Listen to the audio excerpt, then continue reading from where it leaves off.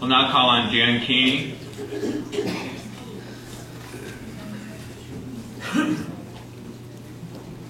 Thank you, Tom. Good evening, everybody. I apologize a little bit. I have a bit of a cold. I hope you can hear me. If you can't, just wave a hand back there and I'll speak louder. I've been asked to speak tonight against the recall. I thought about it before I chose to do so. And when I considered many of the issues the town faces, and I felt compelled to speak on this issue. I've been involved in town politics for about 25 years, or 10% of our 250-year history. And there are many of you in this room I know that have been part of that as well. I'm not alone.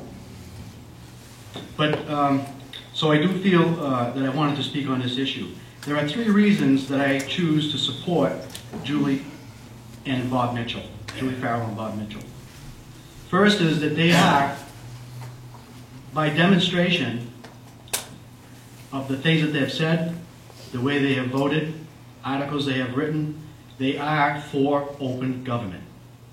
That is an issue that they have in common, and I believe that's an issue that they have in common with Jeff Bennett and Mr. Stewart, Chris Stewart. I believe they have that in common between them, open government, based on the way they have voted and the things they have said. They have made their opinions publicly aware for as long as they've been in office. So their conduct in the recent months should be no surprise to anyone. The second issue, that was issue number 1. The second issue that I choose to support Julie and Bob is that they did nothing wrong. They followed the letter of the law as advised by our town council. They were not permitted to speak on certain issues outside of an executive session. They did not have an executive session to speak about those issues. So they were bound not to discuss issues relative to the coordinators being dismissed. Now, there have been some allegations of secret meetings between 3 of the 5 select board members. And again, that is speculation. There was no need for that speculation. Each of those select board members made it publicly clear how they felt on that position. The third, and perhaps the most important reason that I support Bob and Julie is that if we were to replace these 2 select board members at this time with the 2 proposed select board members, candidates I should say, Virginia and Patrick, who I think either of them would do a fine job as a select board member, but having them installed at this time would result in a board that would have 2 brand new inexperienced members, 1 member that has been in office for approximately 7 months, a 4th member who has not yet completed a complete 3-year term, and then a 5th board member. So we would have an inexperienced board, and anyone who has ever served on any board, let alone the Board of Selectmen, will tell you that it does take time to come up to speed, to get your feet wet, to understand how the intricacies of the office operate. Now, I am aware that Virginia has had some experience on the advisory board, and that will help her if she becomes elected. But I think it's unfair to expect 2 new members to be able to perform up to the level that these experienced members have performed. The singular issue aside. We also have a new town coordinator who is trying to assimilate into the business of our town government. He does have experience, but not with our town. So that would be an additional risk to our community if we were to replace Bob and Julie at this time. So that is my primary concerns. I encourage you to consider carefully before you vote to recall anyone. Recalls in general, I think, are unhealthy, but it is a process that we have in our government to move forward. I think it's a bit naive to believe that anyone should be able to speak at any time in any meeting. I believe that the meetings that were chaired by Ms. Farrell did follow the law, and there were opportunities for the people involved to speak. And as it was, there was enough disrespect among certain members at that meeting that they had to be removed. So I encourage you to think carefully about your choices, and please think about keeping Bob and Julie in office. And I will accept any questions if you think it's appropriate.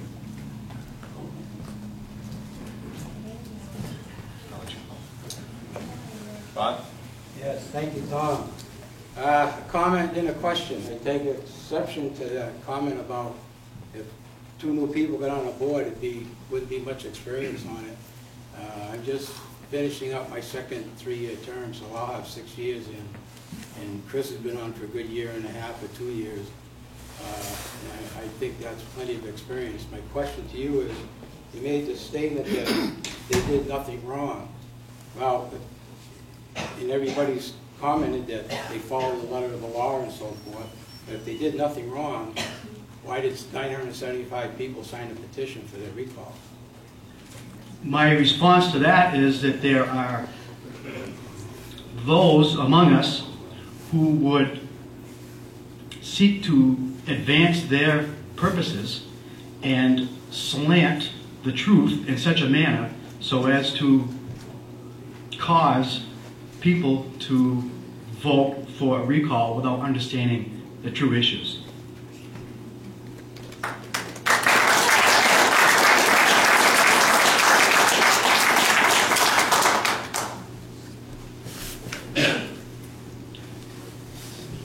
Excuse me, missed you.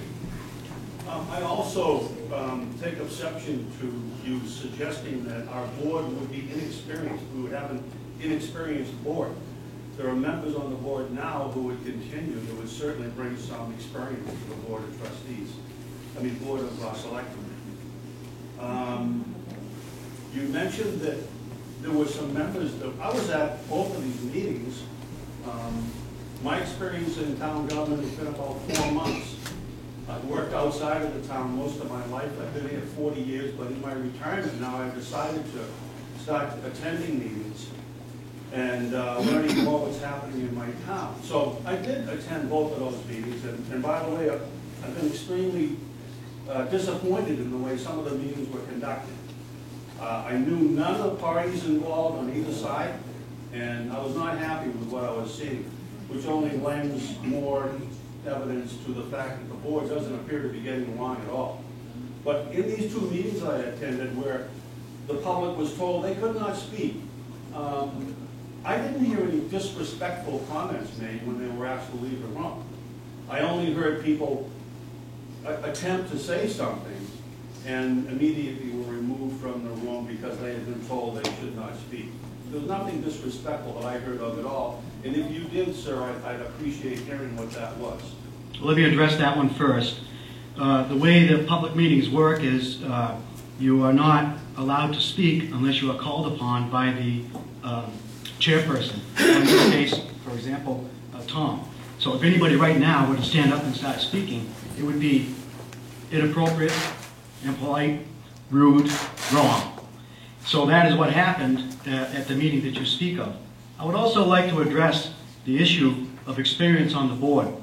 We have a rolling Board of Selectmen, 5 members, and they're elected to 3-year terms, and it happens every 3 years, a new member is elected. So we are never without a select board member, we are never without at least 2 select board members that have at least 3 years experience. That's the way it's designed. So, and some have more than that if they get reelected. In this instance, we would not have the benefit of having at least 2 select board members with at least 3 years' experience. And it does take at least a term, in my opinion, a full term, 3 years, to be able to come up to speed and conduct the business of the important business of the select board, and without, and there are some mistakes that are made, things get overlooked and things change, but it is that experience that allows the business of government to carry forward. So I will stand by my statement that if we do replace these 2 board members with the 2 on my left, as much as I believe these Patrick and Virginia are decent people, they could probably do a good job, it would take them some time to come up to speed to do the business for us.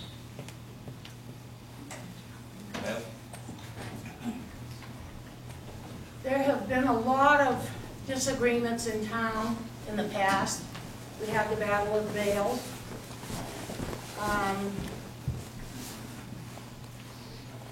It's not good for the town. It's not good for the children that live in the town. It's not good for anyone.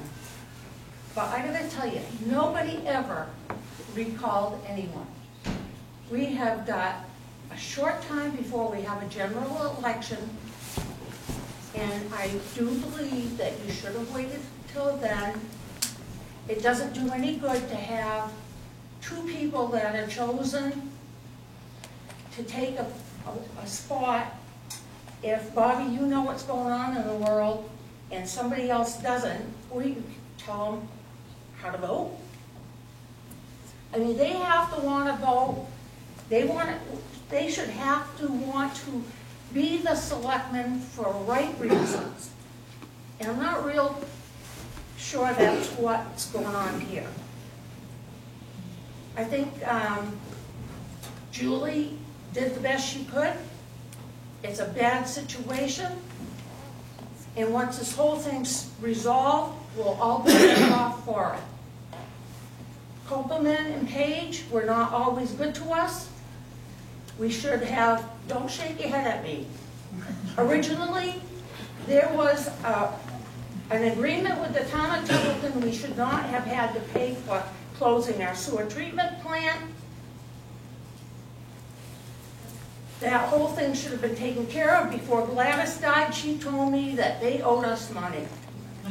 We were supposed to get money from tipping fees. They had a right to pick their own people, and that's what they did. So when it comes time to vote, 900 people may have signed that petition, but nobody knows who you vote for when you walk in that booth. Thank you, Beth.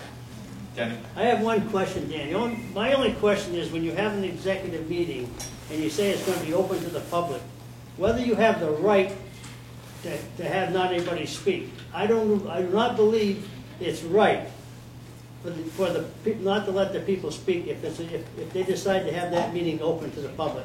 Good question, but again, according to Robert's Rules of Order, which we use, no one is allowed to speak unless they're recognized. So if they're not recognized, they can't speak. And the chairperson was advised by town council on how to conduct herself at that meeting.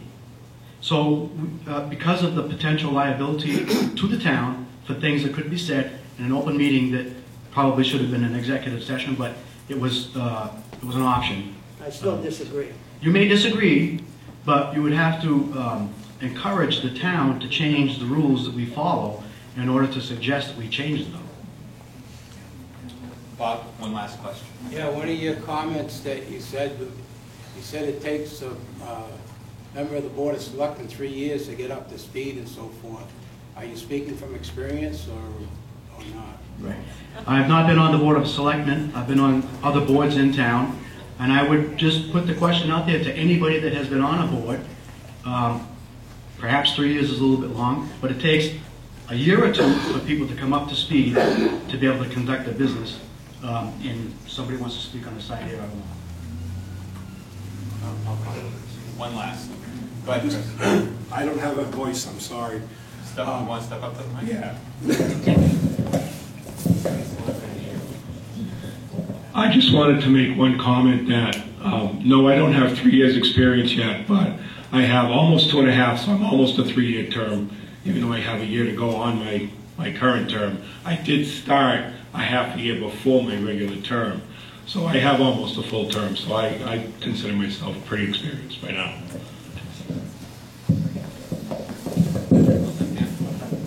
Thank you. Thank you.